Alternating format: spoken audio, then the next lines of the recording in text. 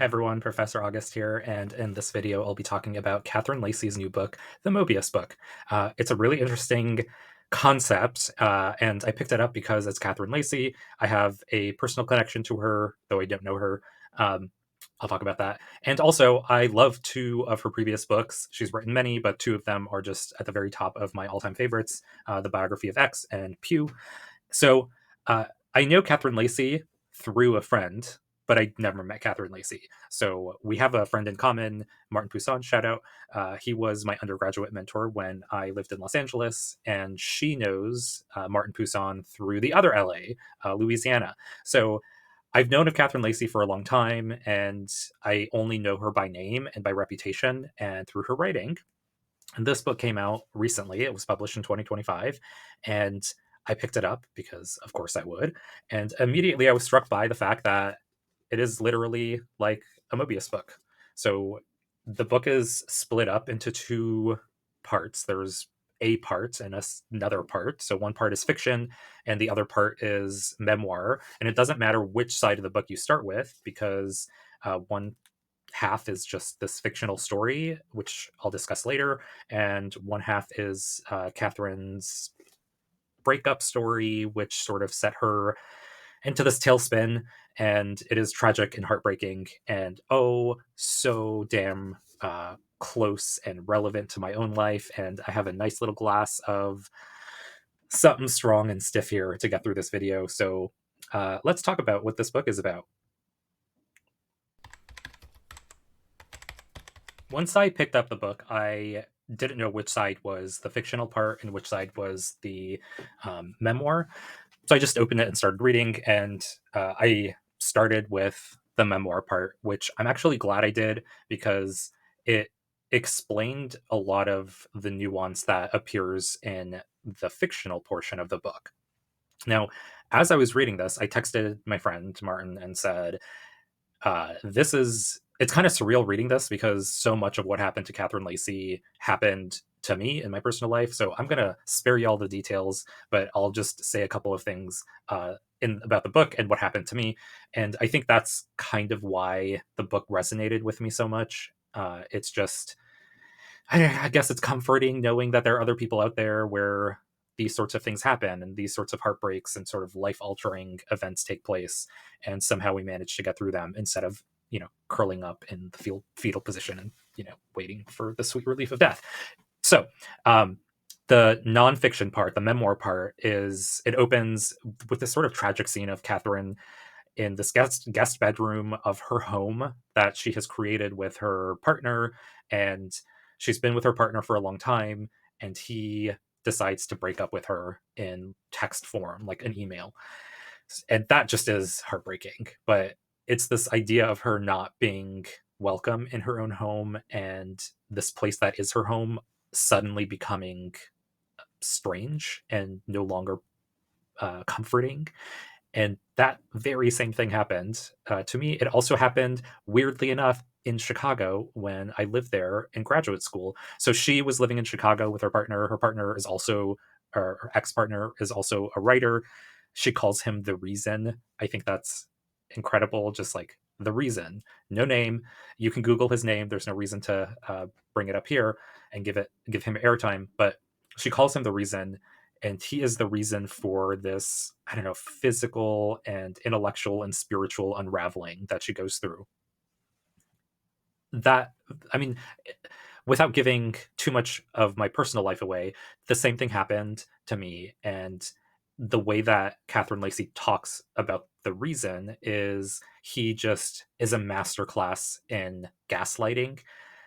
And he is the type of person who is able to take the victim and blame the victim and make the victim seem like they're the one at fault.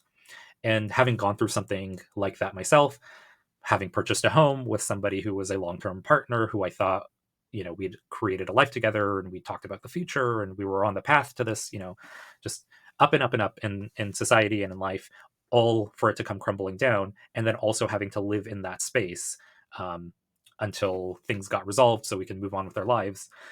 It it was incredible to see the parallels of how gaslighting works, how somebody who has emotional and manipulative powers over their partner, how they can just blame people, blame others for their terrible actions. And for the longest time, it was like self blame, self harm, thinking that I was the problem. I was the reason these terrible things happened, even though I wasn't the one doing them. My ex was the one doing them. And so she, in this memoir, sort of unpacks that. And she also deals a lot with issues of religion, physical trauma that she does to her body through eating disorders, but it's not necessarily a new take on eating disorders. It's just the way that she connects her eating disorder to her faith and taking Christianity or the Bible more literally than allegorically. That was really interesting. And then seeing how she climbs out of this deep, dark hole that she sort of dug, but it was more or less dug for her by her ex partner.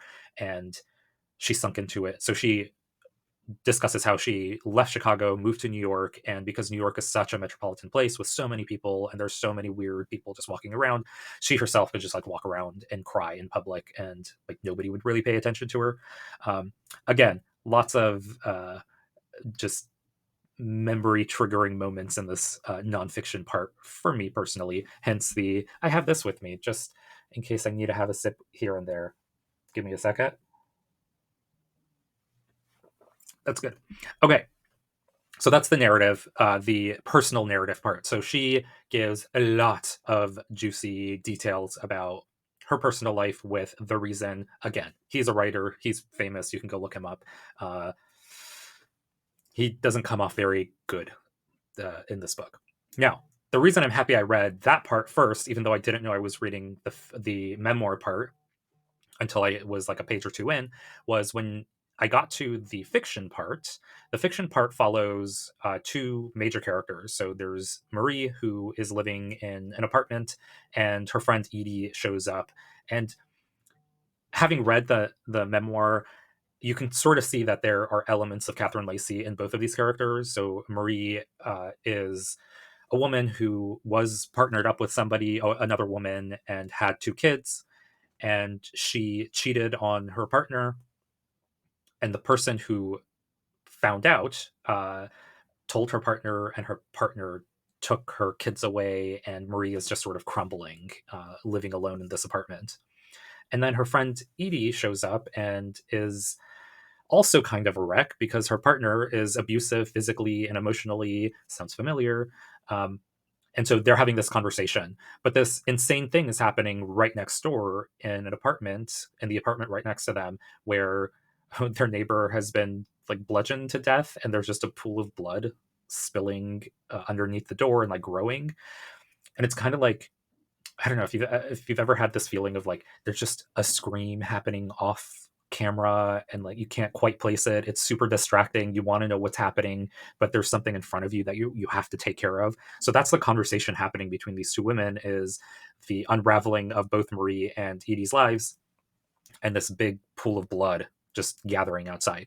Uh, on its own, the novella, it's pretty short, is it's good. It's self-contained, and it's a work on its own.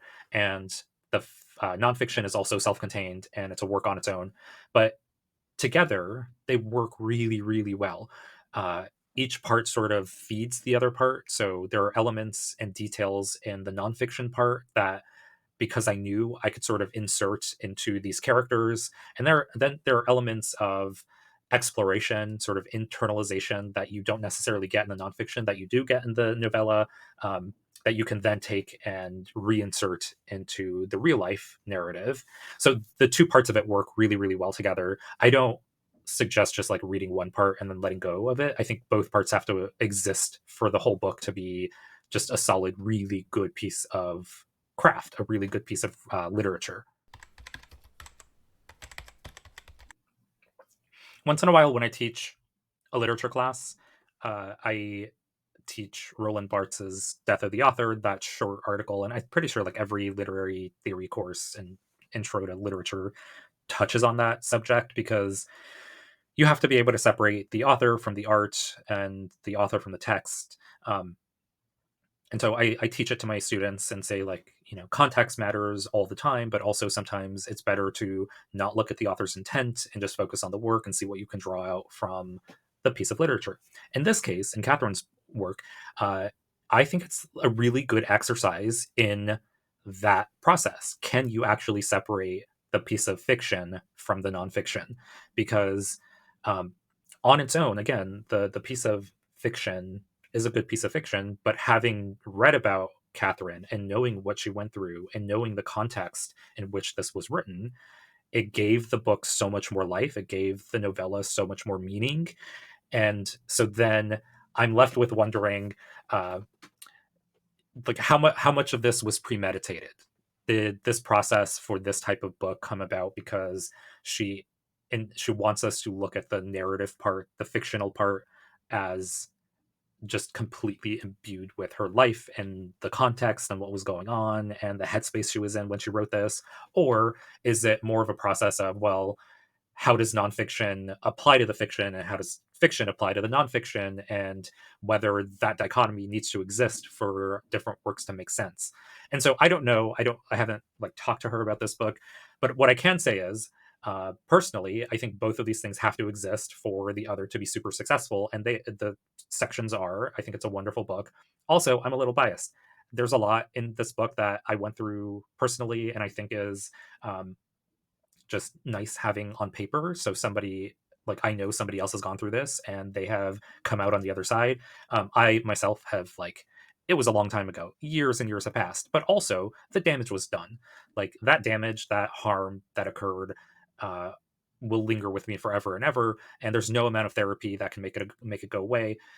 There, like, time heals all wounds. I'm not so sure. It, like, dulls it. It makes it not the most prominent thing in my life on a day-to-day basis, but once in a while it rears its ugly head up, and I do feel um, I just need to lie down or have a drink, or just not have to deal with it so head on.